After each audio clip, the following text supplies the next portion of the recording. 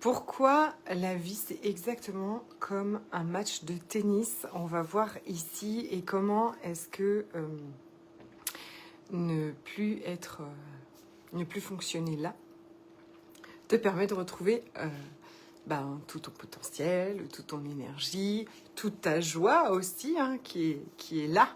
Déjà, bienvenue dans cette vidéo.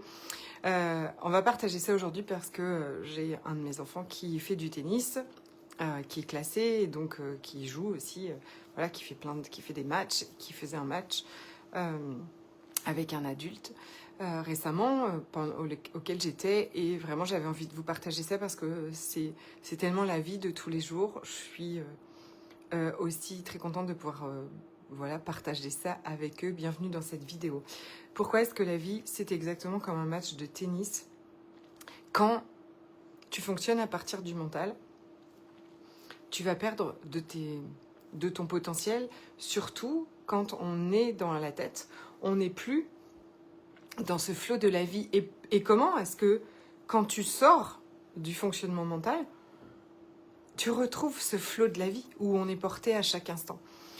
Je vois en fait, par exemple dans les matchs, je vois le moment, par exemple, où c'est la tête qui prend le dessus, et je vais t'expliquer comment marche la tête. Pourquoi est-ce que notre tête, c'est un super organe, c'est un super outil, il a plein de capacités, mais il ne sert qu'à la survie. Or, qu'est-ce qui se passe? C'est que dans le match, quand ça commence peut-être un peu à être tendu, quand tu fais une faute, une deuxième, qu'est-ce qui va se passer? Lui, il va dire « Alerte !» on va perdre, on risque de perdre, d'accord? On risque de perdre, sous-entendu, on risque en plus de souffrir. Coucou ma belle Frédéric, on risque de souffrir, ok? Parenthèse, c'est ça tous les jours dans notre vie en fait. T'as des idées, par exemple, peut-être, t'as une idée dans ton entreprise, par exemple, tu veux aller la faire, tu veux aller la mettre en action, et lui, qui est un analyseur de risque, c'est son job, c'est son travail, c'est important de savoir. C'est pas que ton mental, à toi, il a un problème, c'est son job. Le mental, il dit « Ah ben non, risque d'être vu, risque d'être rejeté, risque d'être critiqué, risque de pas être comme il faut. » C'est la même chose aussi qu'il fait, par exemple, avec ton apparence physique, avec ton poids, où là, il est aussi focus sur ça.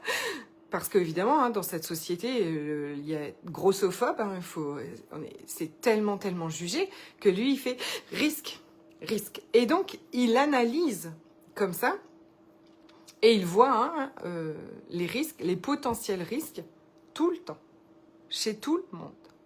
C'est son travail. D'autant plus quand on a des traumatismes, et que, qu'est-ce que ces traumatismes font? Ils font que dans certaines situations du quotidien vont lui rappeler, en fait, d'accord, cet événement traumatique. Je rappelle qu'un traumatisme, c'est quelque chose qui a été trop pour notre organisme, soit ce qui est arrivé trop tôt, on n'avait pas les capacités à vivre ça, soit qui est arrivé trop souvent, soit avec trop peu de soutien, trop peu de contenants autour de nous. Et donc, ça peut être... ce n'est pas seulement un gros événement, un traumatisme. Ça peut être d'aller tous les jours à l'école. Si on est humilié, si on a une maîtresse qui peut-être nous juge, nous critique, si on a été humilié devant le tableau. Enfin, ça peut vraiment être énormément de choses. Et donc, ça crée ensuite, comme ça, ce radar, d'accord? Parce que c'est son travail. Donc, quand il est sur le match de tennis, à un moment, le mental dit alerte, on risque de perdre, ou on va perdre, c'est la cata, nanana. Et il passe en mode survie, et d'accord? Donc, il déclenche tout un flot de pensée qui va déclencher aussi une biologie, c'est-à-dire qu'on n'est plus un attaquant, on va venir être un défenseur de son terrain, et on va plus réussir physiquement à attaquer, parce qu'à ce moment-là, il y a cette économie d'énergie, hein, vous voyez ce truc parfois que vous pouvez peut-être sentir, hein, ce truc qui nous dégouline un peu dessus et qui fait que peut-être dans votre entreprise, là, vous n'allez plus avoir d'élan. Okay, peut-être que vous allez vous sentir épuisé, sans énergie, sans envie de se replier ces journées où peut-être vous avez plus envie de rester au fond de votre couette, que vous ne vous sentez plus apte à vivre dans le monde, ou que vous avez l'impression de devoir affronter le monde au quotidien, vos collègues de travail, même tout, la boulangère qui est de mauvaise humeur, enfin, vous voyez, tout semble un monde comme ça. Ça, c'est quand notre système nerveux passe en mode survie. Et donc, le mental va donc analyser les potentiels dangers. Ça déclenche toute cette... Quand on l'écoute, hein, bien sûr. Donc, tout un flot de pensées pour essayer de se protéger, hein, pour essayer de se garder en vie, bien évidemment.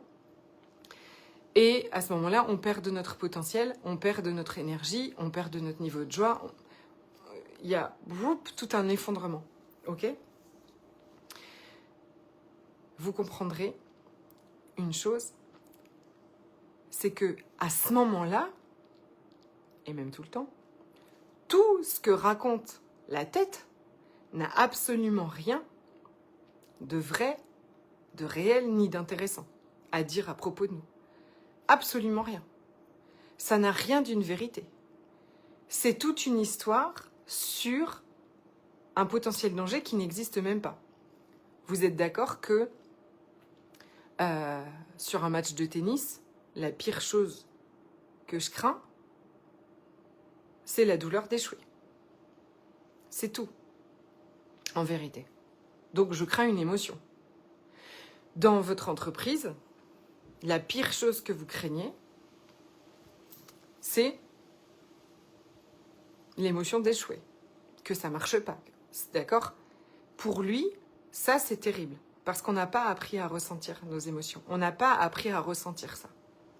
Mais c'est tout ce qu'on risque.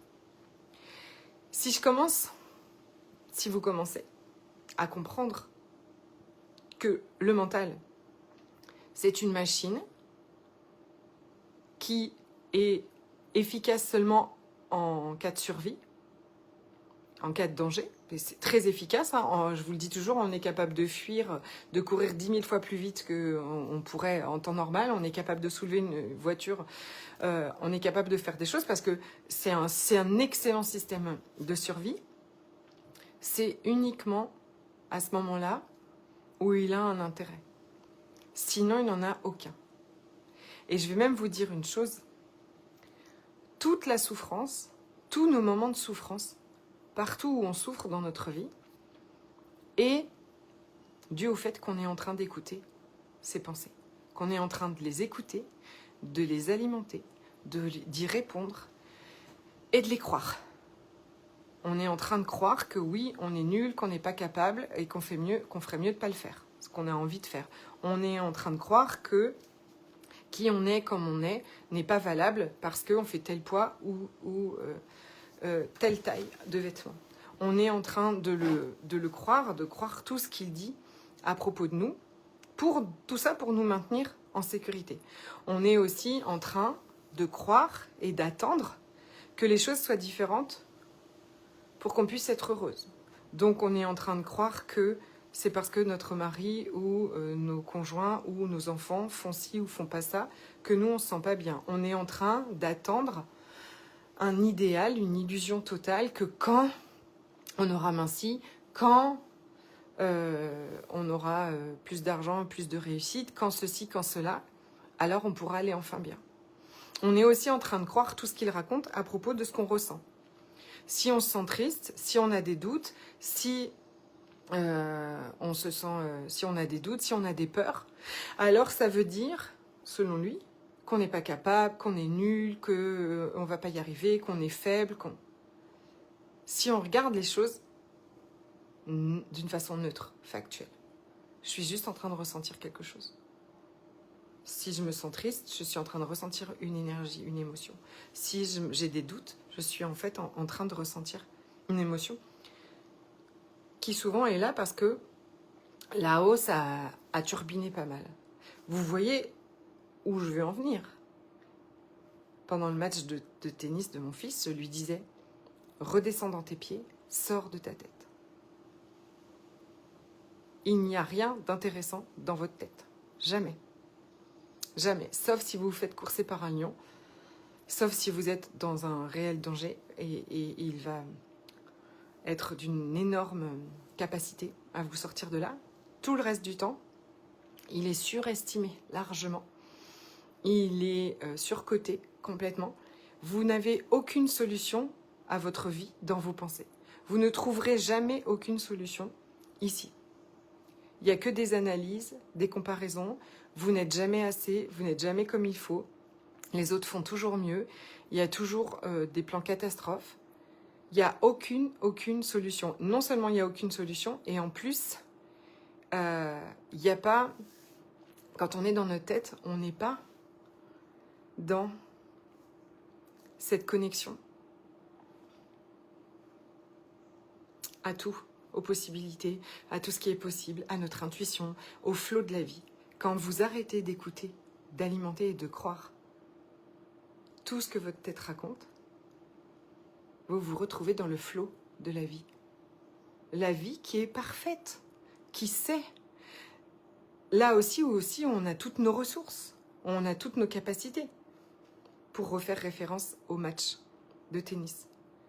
Quand on n'est pas dans notre tête et qu'on s'est entraîné, bien évidemment, on sait quoi faire.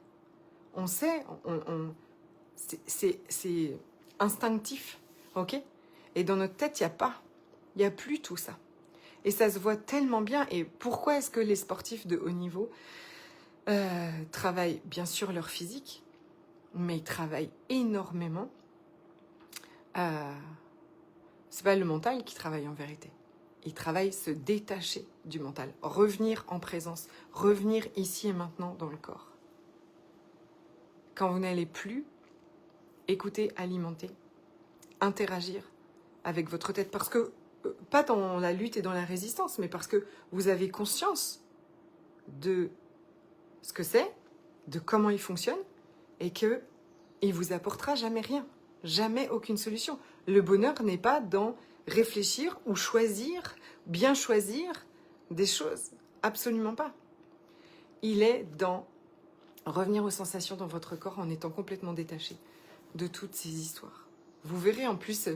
Franchement, au début, ça peut paraître impossible de se dire « Mais comment tu veux ne pas écouter les pensées ?» Enfin, il y en a toute la journée, tout le temps. Peut-être que vous avez même essayé de les changer pour qu'elles soient plus portantes, pour qu'elles soient plus positives. Mais ça, c'est pareil, c'est une couche de mental sur une autre couche de mental. Là, le mental peut être là. Il est là, il sera là. Vous ne pouvez pas arrêter de penser. Absolument pas.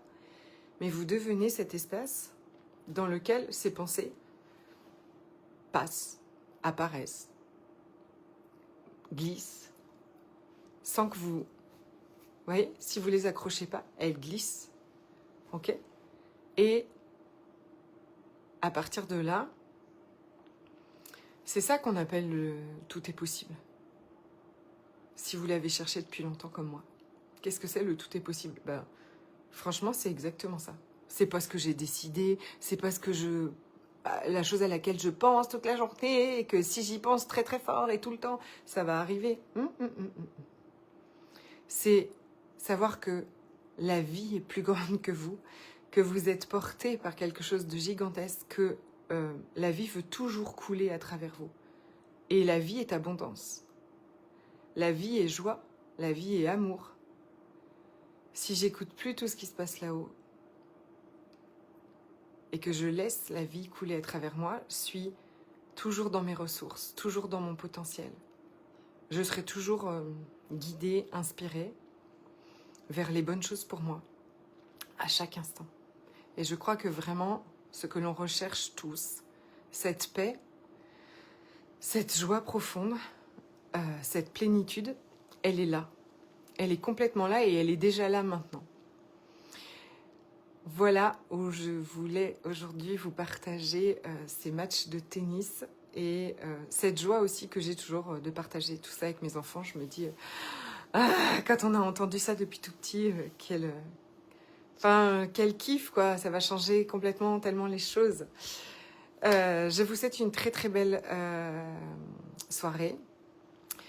On fait ça ensemble pendant 24 jours dans un calendrier de l'Avent, pas comme les autres, qui s'appelle 24 jours pour toi, où on va revenir en présence, en conscience, avec ton corps, avec ce que tu ressens, grandir ta capacité à ressentir et à te détacher complètement des pensées, bien sûr en régulant ton système nerveux, hein, parce que un corps tout en alerte, en mode survie, n'arrive pas à se détacher de ses pensées, donc on ramène déjà de la sécurité et ensuite tu verras que en dehors de ta tête il y a un monde il y a un monde où c'est ouvert, un monde où tu te sens capable, un monde où tu peux, un monde où c'est tellement plus doux, c'est tellement plus grand, c'est tellement plus possible, c'est tellement plus j'ai envie de dire agréable, mais c'est plus grand que agréable, mais où la vie coule et n'a absolument rien à voir peut-être avec ce que tu es en train de vivre. Si tu veux rejoindre ce calendrier de l'Avent, il est à 1 € par jour, donc 24 €. Et on commence bien sûr le 1er décembre. Tu recevras tous tes cadeaux tous les jours dans un groupe Telegram privé, où je serai aussi avec toi tous les jours, bien sûr. Des bisous, une belle journée.